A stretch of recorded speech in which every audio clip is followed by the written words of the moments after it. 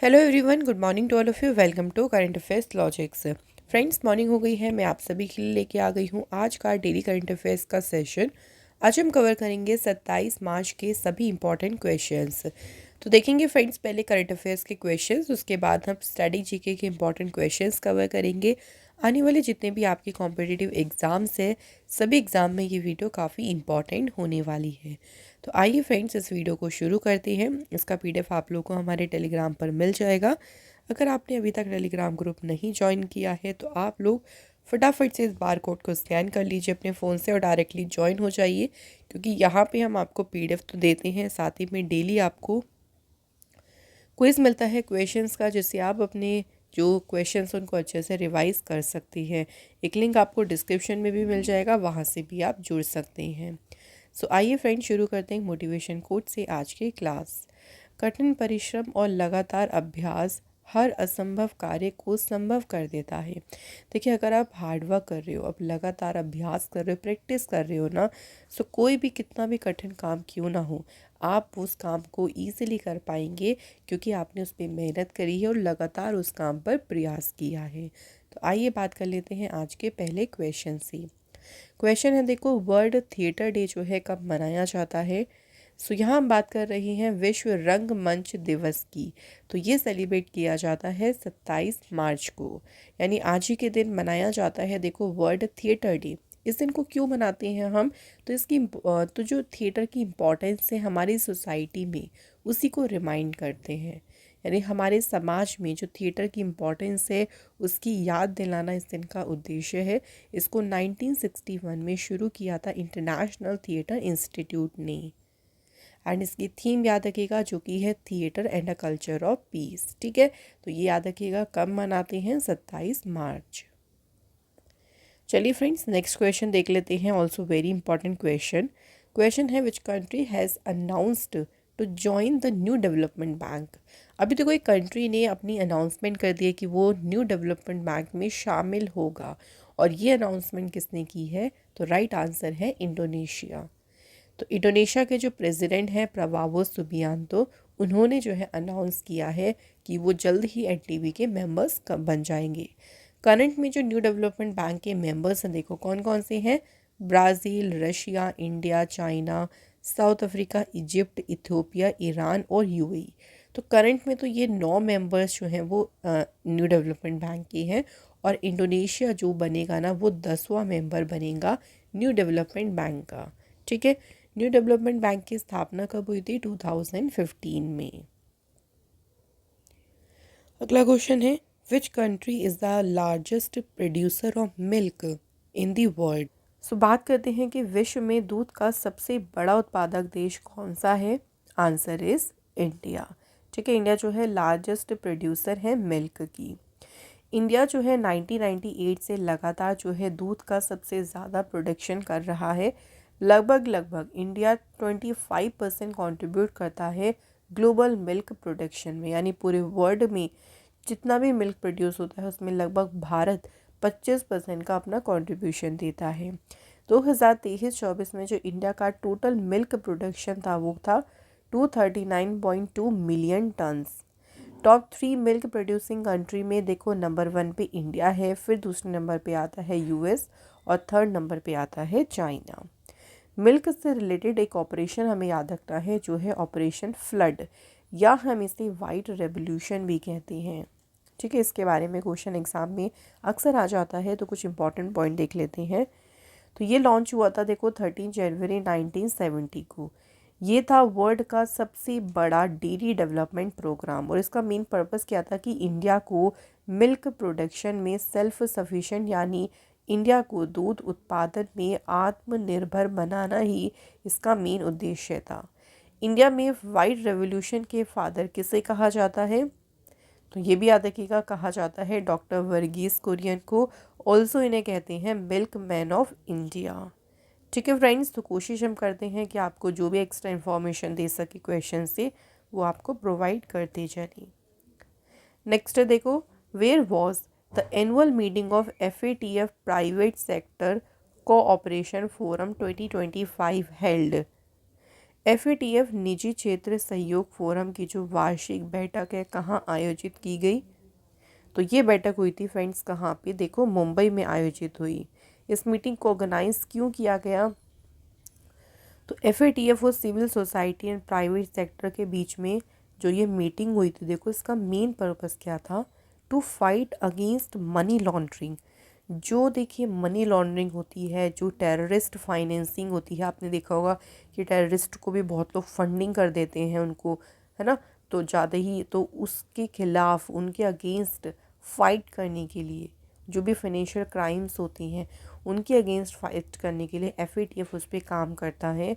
और उसी की जो है ये प्राइवेट सेक्टर की जो मीटिंग है ये हुई थी मुंबई में, और इसकी अध्यक्षता की थी RBI की गवर्नर संजय मल्होत्रा ने।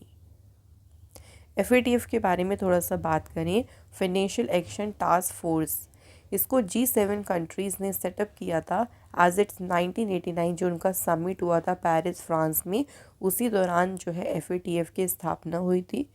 इंडिया ने इसको ज्वाइन किया था 2010 में। हेडक्वार्टर इसका पेरिस में है और करंट में इसके प्रेसिडेंट हैं Elisa de Anda Madrazo. Next question, where was the 614th meeting of the central board of directors of RBI held? भारतीय रिजर्व बैंक के केंद्रीय निदेशक मंडल की जो 614वीं बैठक है कहाँ आयोजित की गई है? तो ये मीटिंग कहाँ पे हुई है? तिरुवनंतपुरम। ठीक है, तो जो RBI के गवर्नर हैं संजय मल्होत्रा, उनकी चेयरमैनशिप के अंडर में ही ये मीटिंग हुई थी तिरुवनंतपुरम में। RBI फाउंड हुआ था 1 अप्रैल 1935। RBI का नेशनलाइजेशन हुआ 1 जनवरी 1949 में। हेडक्वार्टर है मुंबई में। देखो RBI के जो पहले गवर्नर थे ना, वो थे ऑस्ट्रेलिया के सर ऑसबॉर्न स्मिथ। बात करें पहले इंडियन गवर्नर कौन थे? CD देशमुख। और जो करंट में गवर्नर है उनका नाम है संजय मल्होत्रा।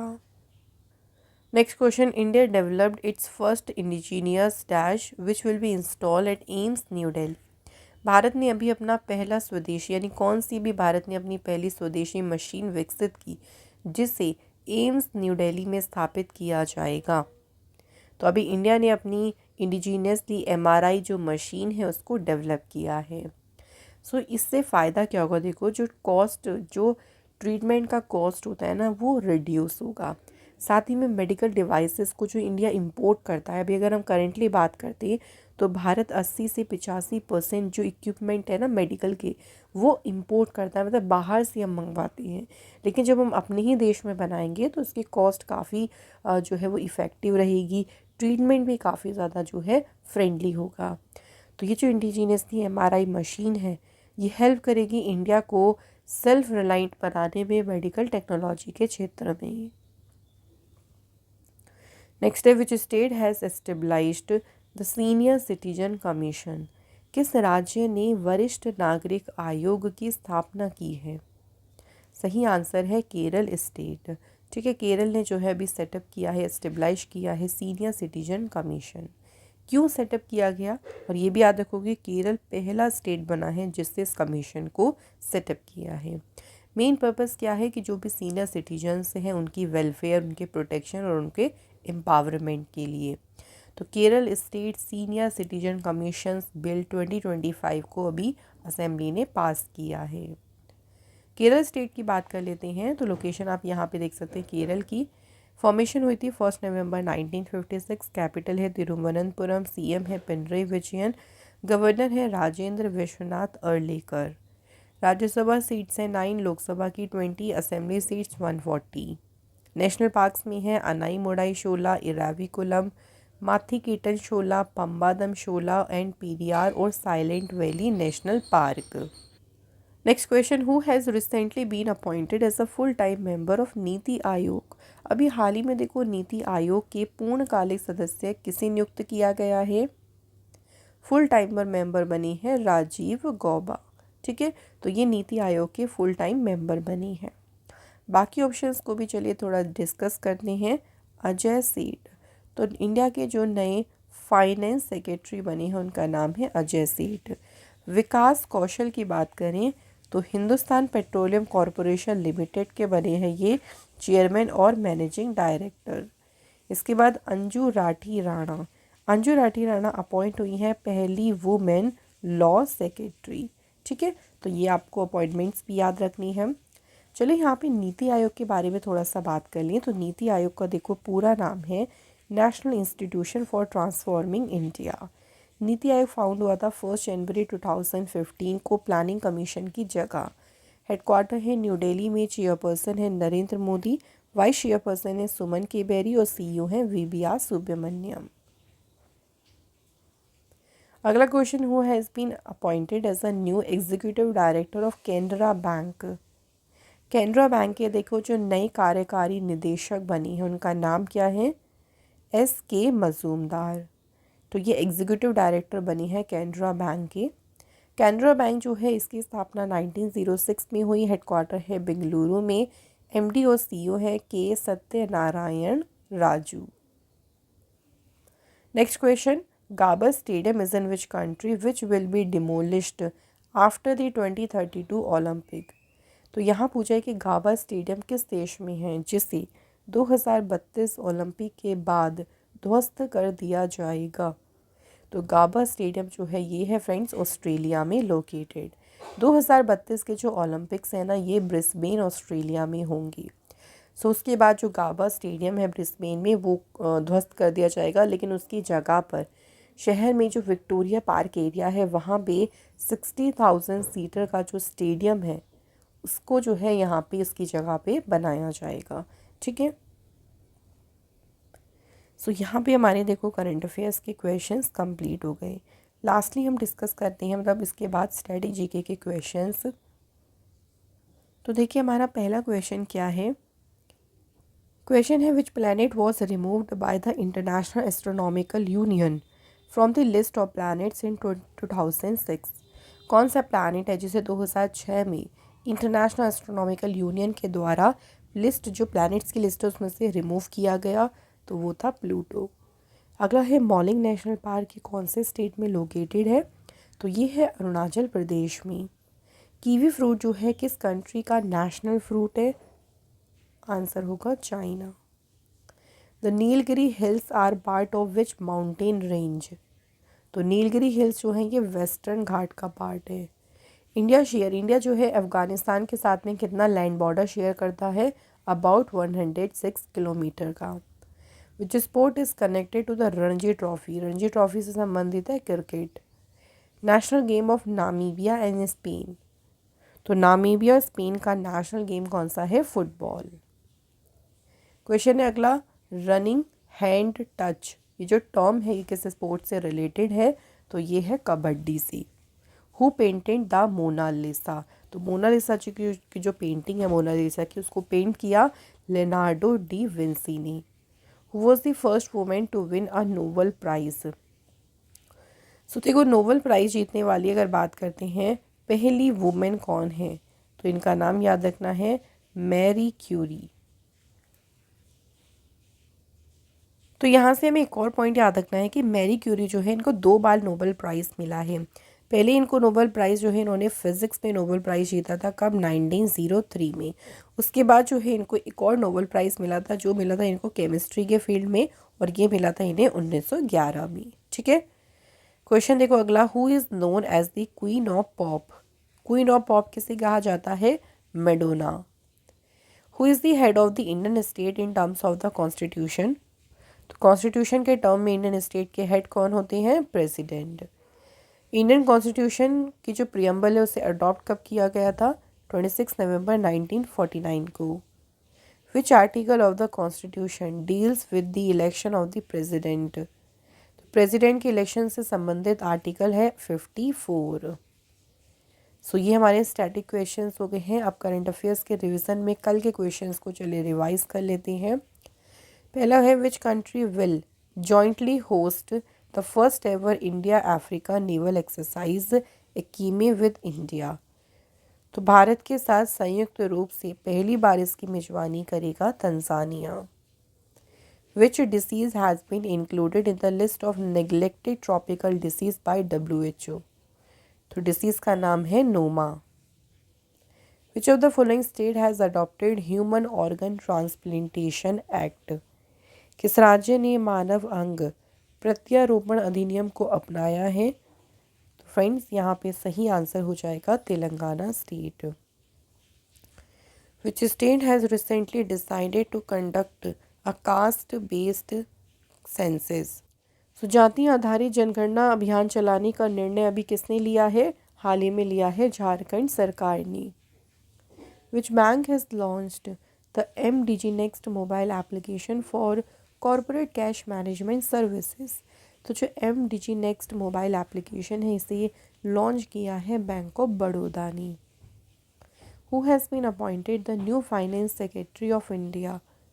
भारत की जो नई वित्त सचिव बनी है उनका नाम है अजय सेठ।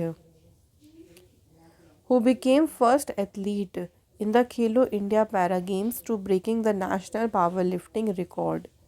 खेलो इंडिया पैरा गेम्स में राष्ट्रीय पावर लिफ्टिंग रिकॉर्ड तोड़ने वाली पहली एथलीट बनी जसप्रीत कौर। एंड जसप्रीत कौर जो है ये बिलोंग करती है कहाँ से? पंजाब से। नेक्स्ट है who has won the 2025 Chinese grand pre? Chinese grand pre किसने जीती है? आंसर ऑस्कर पियास्त्री ने। तो यहाँ पे हमारे सारे क्वेश्चंस हो गए हैं। देखो करंट अफेयर्स भी हो गया, स्टैटिक भी हो गया और रिवीजन भी हो गया। लास्टली हम सिंपल बात करेंगे टेस्ट क्वेश्चंस की। तो देखो पहले कल के क्वेश्चंस को देखें तो कल का हमारा पहला क्वेश्चन था कि मुख्यमंत्री समृद्धि परिवार योजना किस सरकार ने शुरू की? तो ये शुरू की थी हरियाणा सरकार ने। अगला क्वेश्चन था WPL 2025 में वुमेंस प्रीमियर लीग टाइटल किसने जीता? मुंबई इंडियंस ने। और फाइनल में डिफीट किया था इन्होंने दिल्ली कैपिटल्स को। So thank you very very much. आज हमने कमेंट इंक्लूड किया है Charanpreet Grover and thank you very much. इसी तरह से चलिए आज के क्वेश्चंस की बात करें तो पहला क्वेश्चन देखो क्या है। Which state has the largest cover of forest area in the country? देश में सबसे अधिक जो वन क्षेत्र है किस राज्य में है? और अगला क्वेश्चन है in which year was the Indus water treaty sign between India and Pakistan? तो जो भारत और पाकिस्तान के बीच सिंधु जल संधि हुई थी उस पर कब साइन किए गए थे? तो ये आपके दो क्वेश्चन हैं, इनके आंसर आप लोग हमें कमेंट बॉक्स में ज़रूर लिखें। एंड इसी के साथ आज का हमारा देखो ये डेली करंट अफेयर्स का सेशन कंप्लीट हो गया है। फ्रेंड्स डेली करंट अफेयर के सेशन में हम आने वाले जितने भी एग्ज़ाम्स हैं आपके, या चाहे आप SSC की तैयारी कर रही हो, RBI जो रेलवे है उसकी कर रही हूँ, या वनडे कोई भी एग्ज़ाम है, तो सभी के लिए बहुत इंपॉर्टेंट जो है ये डेली करंट अफेयर का सेशन होता है। सारे इंपॉर्टेंट क्वेश्चंस को हम यहाँ पे अच्छे से डिस्कस कर लेते हैं। सो चलिए इस वीडियो को यहाँ पे एंड करती हैं। नेक्स्ट वीडियो में फिर मिलेंगे। Thank you so much for watching this video.